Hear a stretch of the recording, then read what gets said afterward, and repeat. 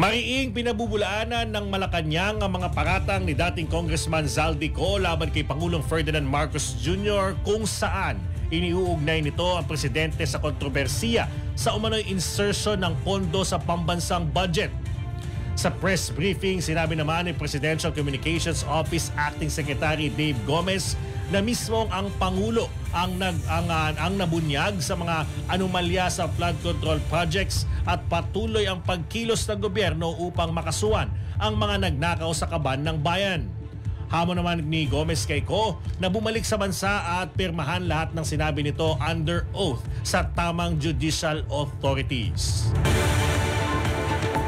Let us not forget, President Marcos Jr. himself exposed all these flood control anomalies and has taken numerous steps since to ensure that the guilty are brought to justice, the stolen wealth recovered, and the system is fixed to avoid any of this from happening again. Rep. Zaldico should come back to the country and sign everything he said under oath with the proper judicial authorities. Thank you. Yan po ang tinig ni PCO Acting Secretary Dave Gomez.